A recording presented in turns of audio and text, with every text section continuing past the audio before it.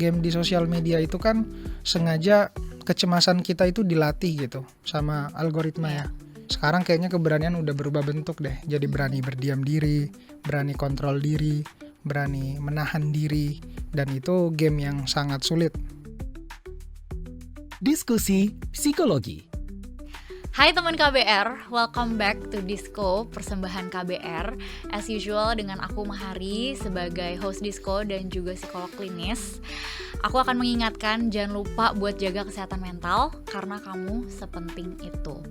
Di episode kali ini kita bakal ngobrol tentang sesuatu yang deket banget sama identitas Gen Z, yaitu adalah keberanian bersuara dan juga kepedulian terhadap isu sosial. Karena sepertinya di era ini Gen Z tuh sangat-sangat merasa cemas sih sebenarnya ya akan masa depan. Dan kita melihat kok kayaknya sistem yang ada di sekitar kita nih gak berjalan baik-baik aja. Jadi banyak teman-teman yang mulai aktif menyuarakan apa keresahan-keresahan yang mereka punya. Dan juga at the same time banyak juga yang mulai merasa overwhelmed dan mulai perlu bantuan juga sih untuk menjaga kewarasannya di tengah semua informasi yang ada.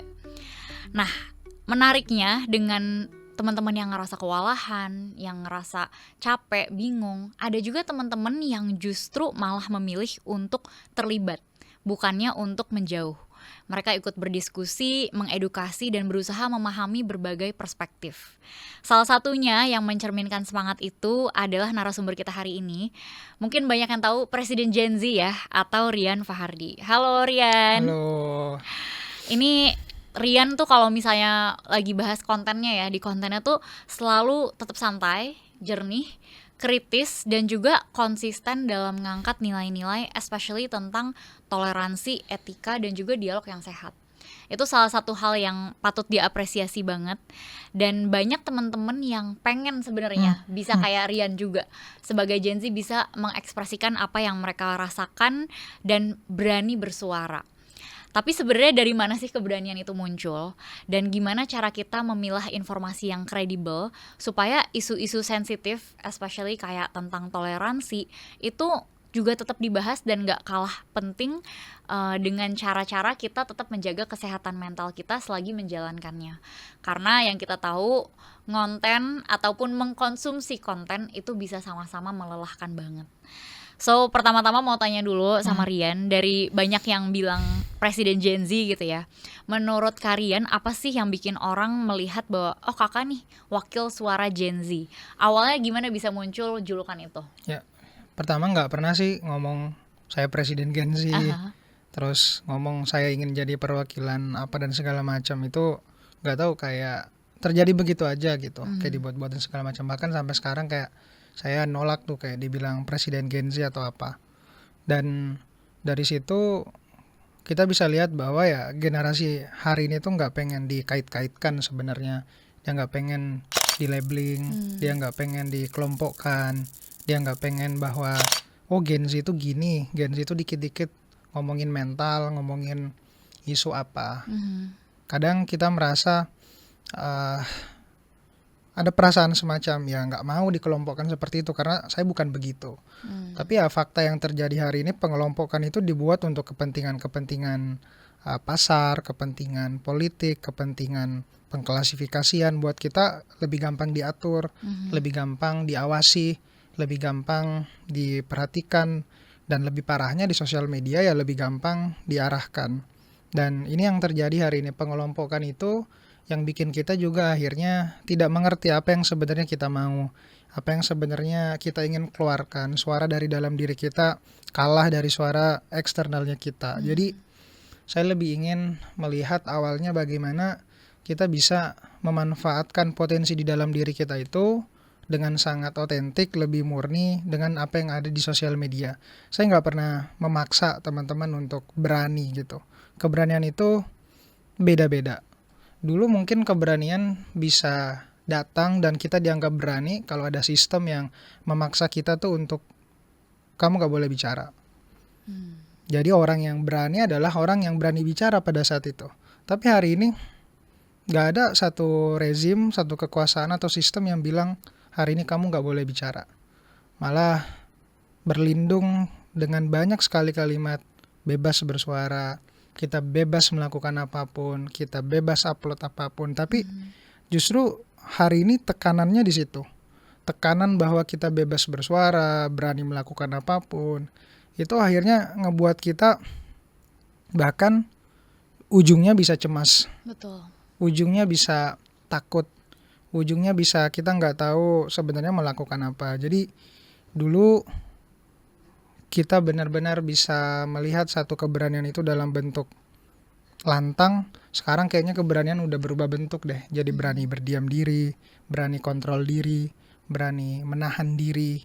Dan itu game yang sangat sulit, terutama di era performatif hari ini. Seolah-olah kita harus muncul, seolah-olah kita harus bersuara, seolah-olah kita harus melakukan apapun yang jangan-jangan ini nggak ada manfaatnya buat hidup gue sendiri. Jadi gue berangkat selalu pasti dari lingkungan. Jadi melihat, menganalisis apa sih yang terjadi di dekat rumah.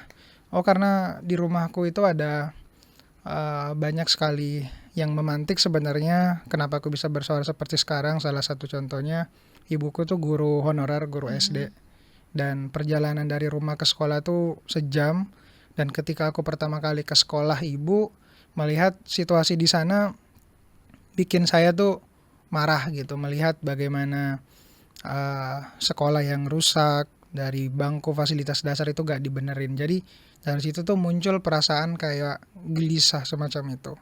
Nulis, terus angkat isu tentang pendidikan, angkat isu tentang keadilan guru pendidikan. Jadi pasti selalu ada triggernya, dan itu yang terinternalisasi setiap hari. Kenapa aku hari ini bersuara, ya ada why-nya. Jadi gak tiba-tiba kita bersuara, nggak tiba-tiba ada muncul isu, kita speak up, tapi memang selalu ada motif di balik itu semua. Dan itu yang harus dilacak, ditemuin dulu, baru kita muncul. Dan itu biasanya akan lebih bertanggung jawab, karena kita tahu apa yang kita omongin. Dan hari ini ya kita tiba di era dimana kita udah nggak lagi nyari berita, tapi berita yang nyari kita. Jadi sebenarnya kuncinya sebelum berani bersuara justru adalah mengenali diri kita dulu. Betul. Apa sih yang jadi why-nya kita? Karena ketika why kita kuat, maka keberanian itu juga akan muncul. Dan bahkan sekarang sebenarnya nggak ada yang ngelarang juga ya untuk kita mengatakan apa yang kita pikirkan. Ya. Oke. Dan sebagai content creator gitu ya, salah satu topik yang banyak dibahas sama Rian itu kan tentang toleransi. Ada beberapa gitu ya, contohnya misalnya ketika Kak Rian tuh sempat bahas kasus calon paskibraka yang diminta lepas hijab. Nah waktu itu apa why-nya? Apa yang membuat kakak tergerak untuk membahas itu? Ya banyak sih isu, gak cuma itu yang aku bahas. Kayak waktu kedatangan Paus Fransiskus juga, kayak kita menyoroti aspek-aspek kesederhanaan, humanismenya, terus bagaimana hari ini itu seolah menampar kita gitu. Jadi ya banyak hal sih sebenarnya. Dan POV yang aku bawa sendiri sebenarnya bahwa ya kita semua ini masyarakat rentan sebenarnya. Dan dari situlah kita harus punya persenjataan. Mulai dari kita harus menemukan suara kita sendiri, terus mulai dari bagaimana kita harus melihat secara keseluruhan itu benar-benar utuh. Dan di situ kayak aku pengen menghadirkan satu perspektif di mana sebenarnya apa yang aku selalu lakukan di sosial media, terutama di konten-kontenku itu adalah bagaimana menghadirkan alternatif pilihan untuk membuat keputusan. Tapi lewat informasi-informasi yang aku anggap bahwa ini belum dibicarakan, perspektif ini belum dibicarakan. Karena kita tahu game di sosial media itu kan sengaja kecemasan kita itu dilatih gitu sama algoritma ya. Jadi ketika kita udah ngeklik satu, mungkin kita attention 3 detik di sini, ya algoritma akan merekomendasikan berita-berita yang serupa. Jadi kalau misalnya berita satu ini yang terus di glorifikasi terus di generalisasi terus, maka berita-berita yang lain ini pasti akan tersingkirkan. Jadi ketika kita udah tahu game di sosial media itu adalah attention game, jadi kita mesti nyari cara buat gimana menghadirkan satu perspektif yang tidak berasal dari echo chamber yang memang sengaja disetting buat itu. Jadi maka penting kita menghadirkan satu alternatif pikiran, alternatif informasi yang bisa bikin orang tuh akhirnya kayaknya menimbang-nimbang dulu deh sebelum dia ngetik. sebelum dia bikin konten baru, sebelum dia nge-share. Jadi sepenting itu memang kita harus punya positioning yang kuat buat bikin sesuatu, terutama di sosial media. Karena kalau enggak ya kita bakal keseret oleh arus infokrasi gitu aja, dan kita nggak tahu ujungnya di mana, siapa yang orkestrasi, dan ya itulah fenomena yang terjadi hari ini. Berarti selain dari why dari dalam diri, kalian tuh juga ngelihat apa yang belum dibahas. Ya, kurang lebih gitu. Yes. Dan kalau misalnya ngomongin tentang tanggung jawab juga ya dalam membuat suatu konten, pasti kalian pernah ngalamin juga ya ketika bikin konten terus jadi ada yang hate speech, ada yang gak setuju, ada yang gak sependapat gitu. Kalau dari pengalaman kalian, apa yang jadi tantangan terbesar ketika membahas tema-tema sensitif dan akhirnya muncul tuh hate speech seperti itu? Ya, dalam iklim demokrasi kita kan perbedaan pendapat itu wajar ya sebenarnya, dan itu bumbu dari apa yang hari ini kita sebut sebagai percakapan juga. Tapi percakapan kita hari ini tuh udah dibajak sama informasi-informasi yang gak bertanggung jawab ini. Jadi bukan argumen justru yang hari ini tuh kita perdebatkan, tapi ya saling menjatuhkan, sentimen, dan itu kan gak sehat dan bikin kita ya gak dapat apa-apa. Waktu kita habis, atensi kita kesedot, energi kita juga terkuras, tapi kita nggak menambah satu apapun di sana. Dan dari situlah ketika kita sadar bahwa game yang sebenarnya kita mainkan ini seperti ini, kita benar-benar akan tahu tuh bagaimana formula yang tepat untuk memaksimalkan potensi diri kita dalam satu bentuk apapun platform. Dan platform itu kan banyak ya, bisa dengan menulis, bisa dengan bersuara. Jadi ketika kita udah tadi tahu why-nya dengan apa yang akhirnya kita akan lakukan, itu pasti akan lebih gampang gitu. Dan mengatasi yang disebut sebagai hujatan tadi akhirnya ya bisa kita kesampingkan, karena ada satu jangkar yang selalu kita pegang yang nggak bakal kita bikin goyah, dan selalu akarnya sih di situ. Makanya mungkin ketika kita udah memutuskan jadi seorang content creator atau misalnya muncul di publik, ya resiko besar untuk dikritik tuh, bahwa ya itu adalah sebuah harga yang harus dibayar karena kita sudah muncul.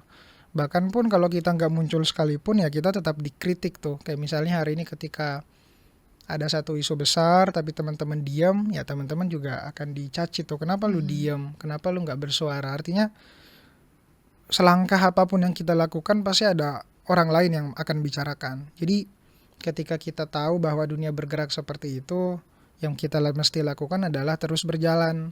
Tapi perjalanan ini juga mesti punya peta, mesti punya arah, mesti punya sense untuk mengarahkan kita nih sebenarnya mau melakukan apa, mau mengucapkan apa, dan itu jauh lebih penting daripada merespon orang-orang yang bahkan gak kenal kita, orang-orang yang bahkan gak tahu kita. Jadi kita sebisa mungkin jadikan energi yang besar yang kita punya, yang dianugerahin oleh Tuhan, itu jadi bahan untuk kita terus mengevaluasi diri, terus mengupgrade diri, dan ya mungkin ujungnya juga bisa bermanfaat buat orang lain gitu lewat suara kita. Jadi nggak ada waktu sebenarnya kita memikirkan orang lain. Yes. Dan dengan seringnya ada komentar-komentar kayak gitu ke konten-kontennya kalian, apa hal yang kalian tuh pastikan ketika membuat konten bahwa ini konten yang disampaikan informasinya benar-benar valid dan bisa dipercaya, sehingga ya orang mau komentar apapun kalian tahu gitu bahwa ini udah ibaratnya udah atas usaha terbaik, bahwa informasi ini sebenar-benarnya dengan fakta yang ada saat itu. Ya, pertama tanggung jawab jadi news creator kan bedanya kita kan sama institusi media-media resmi kan dia lebih prepare tuh dari segi verifikasi, dari segi praproduksi, karena di situ ada tim riset, di situ ada pimpinan redaksi, di situ ada tim redaksional. Nah, kalau news creator itu sendiri kan ya kita sendiri gitu. Kayak aku yang nulis skrip, aku yang riset, aku yang nulis, terus aku yang bikin setup dan segala macam. Jadi itu memang tantangan yang harus dibedakan gitu, bahwa ketika seseorang pribadi yang menyampaikan itu ya pasti ada letak di mana dia bisa salah. Media pun seperti itu. Tapi hari ini kayak seolah disamaratakan gitu, bahwa ya sama posisinya padahal beda. Media kan di satu sisi dia punya payung dan undang-undang gitu. Kalau dia salah, dia punya hak untuk melakukan, oh saya ngomong begini gitu, lewat misalnya Dewan Pers kita. Tapi kalau konten kreator pasti langsung dijerat ITE, pasti langsung dijerat dengan Langsung di-cancel ya. undang-undang yang lain, langsung di-cancel. Dan itu menurutku ya balik lagi tadi, resiko yang memang harus kita ambil ketika misalnya udah nyampaikan informasi. Tapi batas-batas yang harus kita buat terlebih dahulu sebelum mengupload itu tadi adalah sepenuhnya tanggung jawab dari kreator itu sendiri, dan mesti diperhatikan benar-benar gitu sebelum kita ngeposting sesuatu gitu. Bukan hanya itu berangkat dari karena tren, itu hanya kayak kita pengen coba involve di isu penting tapi kita nggak punya pegangan gitu. Dan itu biasanya yang bikin kita ya gampang blunder karena ya nggak tahu apa yang sebenarnya terjadi di situasi yang sebenarnya gitu. Dan itu kan nggak punya pegangan, itu yang akhirnya bikin kita juga capek mental ya. Apalagi untuk teman-teman yang mungkin masih suka bingung ngebedain mana yang bener dan mana yang ini kayaknya ada agendanya deh menyampaikan informasinya. Kira-kira tapi kalau misalnya dalam konteks menyampaikan topik-topik terkait dengan toleransi, ada nggak sih hal yang kalian lakukan supaya ya teman-teman itu juga lebih tertarik dan mau involve dalam topik-topik toleransi ini? Karena ya itu ya, kalau misalnya isu-isu yang lain yang pakai kecemasan, kemarahan dan lain-lain itu kadang berhasil dengan cepat. Tapi kan kalau dari kakak berusaha untuk coba bikin yang gak triggering, emang beneran bisa bikin orang berpikir dengan jernih gitu ya terkait apa yang mereka rasakan terkait dengan isu ini. Kira-kira kalau topiknya toleransi, ada hal yang spesifik kakak lakukan kah? Ya, toleransi itu bukan sesuatu yang sebenarnya jauh dari kehidupan kita. Bahkan sekedar kita menghargai konten orang lain itu kan toleransi ya. Yes. Jadi bagaimana kita menerima pendapat yang berbeda dengan kita, nggak langsung ngejudge, nggak langsung menghakimi. Ya, disitulah game sehari-hari kita gitu, kalau ingin belajar sebenarnya. Dan menurutku penting, kenapa kita bicara toleransi hari ini, karena satu, ya kita terlalu akhirnya nanti bisa lebih dari apa yang mungkin kita udah putuskan gitu, entah kita sebut sebagai kebebasan itu sendiri atau akar yang memang kayak kita pengen jaga gitu. Jadi berbeda. Nah makanya ketika bicara tentang dunia konten, penting banget memastikan bahwa ya kita nggak merugikan orang lain dan kita nggak menyampaikan informasi-informasi yang kita nggak bisa lacak gitu sumber kebenarannya itu dari mana. Mungkin untuk beberapa teman-teman ada yang belum seberani Kak Rian. Mereka juga pengen bersuara tapi belum berani untuk ngambil resiko sebesar itu. Nah, gimana caranya buat teman-teman yang sebenarnya pengen tapi juga dengerin apa yang kalian sampein, wah serem juga ya gitu. Takut juga kebawa arus debat yang mungkin toksik atau bahkan melelahkan buat mereka, atau takut juga mereka menyampaikan sesuatu tapi ternyata nggak bener gitu ya, ada aja hal yang dikritik dan lain-lain. Apa yang kira-kira kalian bisa sampaikan ke mereka supaya mereka juga tetap berani tapi juga tetap bertanggung jawab atas apa yang mereka buat, dengan juga mempertahankan kewarasan mereka? Ya, pertama perlu diketahui bahwa kita punya peran yang berbeda gitu. Nggak semua harus muncul di depan layar. Bahkan juga saya memulai dari belakang layar gitu, dalemin dunia jurnalistik, terus belajar nulis, bahkan memaksa diri saya untuk terjebak di situasi itu, saya harus belajar ini. Dan disitulah bentuk ketidaknyamanannya ya. Tapi justru kenyamanan bagi orang-orang yang ingin terus belajar. Dan ada satu fase di mana ya kita nggak harus muncul, kita nggak harus bersuara, tapi ada sesuatu yang tidak bisa kita tolak, bahwa setiap orang punya panggilannya sendiri. Semua orang berani, tapi mungkin belum cukup untuk akhirnya menerima dirinya sendiri. Jadi kalau kita udah tuntas dengan jati diri kita, ya saya rasa kita bebas tuh mau ngarahin diri kita kemana. Cara menemukan diri sendiri ya teman-teman sebenarnya punya caranya, tapi dikalahkan oleh gangguan eksternal yang ada di sekitarnya kita, yang nggak bikin kita jadi otentik, yang nggak bikin yang akhirnya membatasi diri kita. Jadi saya lebih menyarankan jangan-jangan ya kita nggak harus lantang untuk jadi berani. Jangan-jangan ya tadi balik ke argumenku di awal bahwa kalau kita diam, ada postingan yang harusnya bikin kita reaktif tapi kita nahan jempol kita. Terus ketika ada sesuatu yang harusnya bikin marah tapi kita duduk dulu, mungkin minum dulu, akhirnya kita menahan diri.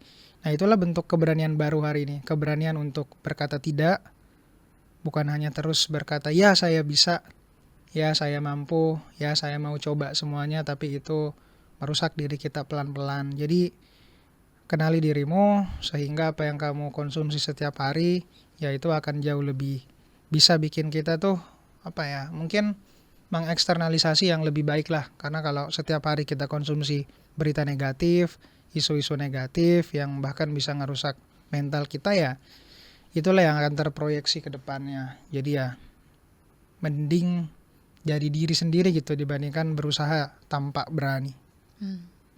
Jadi pesannya adalah sebenarnya keberanian terbesar itu adalah untuk mengenali diri kita dan Betul. justru mengambil langkah yang sesuai dengan kebutuhan diri kita dan kebutuhan lingkungan di sekitar. Ya lebih ke arah sebenarnya alamiah aja gitu, natural aja, karena sesuatu yang berlebihan juga selalu pasti nggak baik gitu teman-teman. Jadi sebelum speak up kita mesti speak yourself dulu, karena dengan lu bicara tentang diri lu, apapun yang akan kita suarakan di luar daripada diri kita itu jauh akan lebih powerful. Karena suara kita itu bukan suara kosong, bukan suara yang mungkin dibentuk oleh orang lain, tapi itu suara dari dalam diri kita. Dan ya itulah yang membawa saya ketika gerakan sekolah tanah air yang saya bikin, kita udah renovasi lebih dari belasan sekolah, terus bangun komunitas di tiap-tiap daerah, karena itu suara dari dalam diri saya. Saya takut bersuara, maka saya pengen bantu anak-anak di daerah punya jaring pengaman untuk mereka bersuara. Jadi ya seperti itulah bagaimana stepnya mengubah kecemasan, keresahan, menumbuhkan jadi gagasan, dan gagasan ini nggak bisa tumbuh sendiri. Dia harus kita bawa ke orang lain dan akan jadi sebuah gerakan. Dan jadi gerakan ini akan bisa jadi sebuah bentuk perubahan. Dan ya semoga dari perubahan itu teman-teman bisa menghasilkan sebuah warisan yang bukan hanya dinikmati hari ini, tapi juga buat generasi-generasi buat ke depannya. Amin. Itu Thank sih. you so much Karian, itu powerful banget statementnya. Dan sampai di sini dulu Ya. obrolan kita kali ini. Makasih banget Rian Fahardi, Presiden Gen Z. Jadi nggak mau dipanggil Presiden Gen Z ya? Ya apapun lah sebenarnya. Yang udah berbagi berbagai insight penting tentang gimana caranya kita tuh update berita, kita juga memahami gitu ya apa yang sebenarnya sedang terjadi, nggak mudah terprovokasi, dan yang paling penting dan kayaknya esensinya tuh adalah melihat ke dalam diri dulu sih. Baru kita mulai berani berbicara keluar. Yang paling penting berbicara ke diri sendiri dulu. Sampai ketemu lagi di episode Siap. selanjutnya. Dengerin terus Thank you. podcast Disco di Spotify dan YouTube KBR Media. Aku Mahari, pamit undur diri dulu. Bye-bye.